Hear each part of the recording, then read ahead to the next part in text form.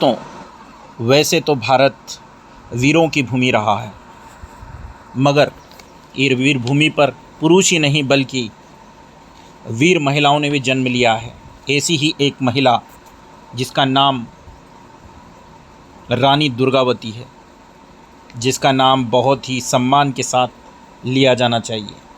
रानी दुर्गावती का जन्म 5 अक्टूबर 1524 को यूपी के कलिंजर किले में हुआ था। इनके पिता का नाम कीरत राय चंदेल वंश के शासक थे ये, और इन्होंने महमूद गजनवी को हराया था, खजुराहो के मंदिरों का निर्माण करवाया था, जो आज भी छतरपुर में स्थित हैं और यूनेस्को की धरोहर में शामिल है। दोस्तों, बचपन से ही रानी दुर्गावती को तीरंदाजी, घुड़सवारी का शौक़ था और शिकार करने में भी माहिर थी। पिताजी के साथ अत्यधिक समय बिताने की वजह से इन्हें शासन करने का भी अच्छा खासा नॉलेज था। यदि हम बात करें, जब ये बड़ी हुई तो संग्राम शाह ने इनके राज्य पर आक्रमण कर दिया और इनके पिता को हरा दिया, और रानी दुर्गावती का विवाह अपने पुत्र से करवा दिया और दलपत शाह से उनका विवाह हो गया। और दलपत शाह संग्राम शाह के पुत्र थे, गढ़मंडला के शासक थे, गोंड राजा थे।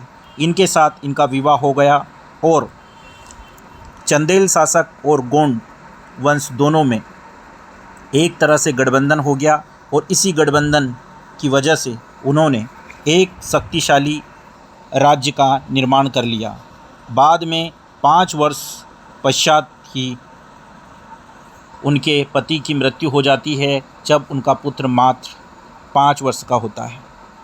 गोंडवाना राज्य की यह रानी दुखी हो गई, परेशान हुई, मगर उन्होंने गोंडवाना राज्य की शासन की कमान अपने हाथ में संभाली और अपनी राजधानी संग्रामपुर से हटाकर चौरागढ़ कर दी और इसके चारों तरफ सुरक्षा कवच स्थापित कर दिए, अर्थात पहाड़ियों पर अपना रहवास बनाया और चारों तरफ से नालियां और जंगलों का निर्माण करवाया और सुरक्षित राज्य बनाने की कोशिश की, और वहाँ पर कई प्रकार के मंदिरों और घाटों का निर्माण भी करवाया, कई प्रकार की धर्मशालाओं का भी निर्माण करवाया।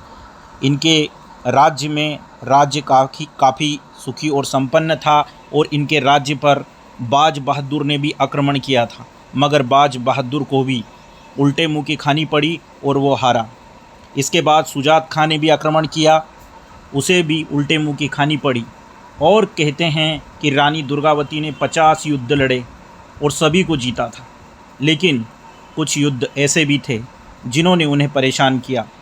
इसके बाद अकबर की नज़र इनके राज्य पर पड़ी और उन्होंने असफ खां को आक्रमण करने के लिए भेजा, और मुग़लों की सेना को भी 3 बार हराया इस महिला ने, मगर कभी पीछे मुड़कर नहीं देखा, डट कर मुकाबला किया, और अकबर भी इनके नाम से घबराने लगा। और आसफ़ खां ने फिर अपनी योजना बनाई और 24 जून 1524 को फिर उन्होंने रणनीति के साथ आक्रमण किया, और इसमें रानी दुर्गावती अपने सैनिकों के साथ लड़ती रही, मुट्ठी भर सैनिकों के साथ, और अधिकांश उनकी सेना घायल हो चुकी थी। उनका पुत्र इस समय घायल हो गया, उन्होंने सुरक्षित स्थान पर पहुंचाया, लेकिन विचलित नहीं, उसके बाद भी लड़ती रही और अंतिम सांस तक वो लड़ती रही। और 24 जून 1524 को युद्ध के समय उनकी गर्दन पर एक तीर लगा, जिससे वो काफ़ी घायल हो गई, और वह अपने महावत से कहने लगी कि मुझे मुक्ति दे दो, मगर उसके महावत ने, उनके सैनिकों ने उसे मना कर दिया, और रानी दुर्गावती ने अपना सर्वस्व न्यौछावर कर दिया अपने राज्य की रक्षा और सुरक्षा में, और मुग़ल उन्हें छू भी न पाए। इसलिए उस महिला ने अपना कटार निकाली और अपने सीने में घोंपकर अपने आप को, इस दुनिया को अलविदा कह दिया।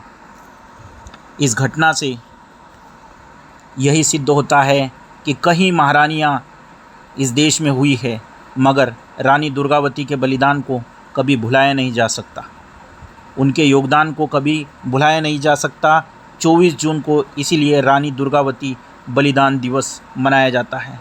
मध्य प्रदेश के बरेला में आज भी उनके समाधि बनाई गई है। इनके नाम पर रानी दुर्गावती विश्वविद्यालय बनाया गया है। डाक टिकट भी इनके द्वारा जारी किया गया है और रानी दुर्गावती अभ्यारण्य का निर्माण भी सरकार के द्वारा कराया गया है। रानी दुर्गावती का नाम जितने सम्मान से लिया जाए और जितनी बार लिया जाए उतना कम है। इन महान वीर योद्धा रानियों की गाथा को सुनकर ऐसा प्रतीत होता है कि इस भारत में महिलाओं ने जो कुछ भी किया है उसमें योगदान में रानी दुर्गावती के बलिदान को कभी भुलाया नहीं जा सकता, जिन्होंने मुग़लों की सेना को धूल चटाई और शेर शाह जैसे व्यक्ति को हराया, बहाज बहादुर को हराया, आसफ़ खां को हराया, सुजात खां को हराया। धन्य है ऐसी नगरी जहाँ पर रानी दुर्गावती ने जन्म लिया। धन्य है वो नगरी मध्य प्रदेश की जहाँ पर कि रानी दुर्गावती ने राज किया। गढ़मंडला एक ऐसा स्थान है जहाँ पर रानी दुर्गावती ने अपना शासन किया और इसे कभी भुलाया नहीं जा सकता। रानी दुर्गावती का नाम जब तक सूरज चाँद रहेगा, जब तक रानी दुर्गावती जी का नाम रहेगा। जय हिंद, जय भारत।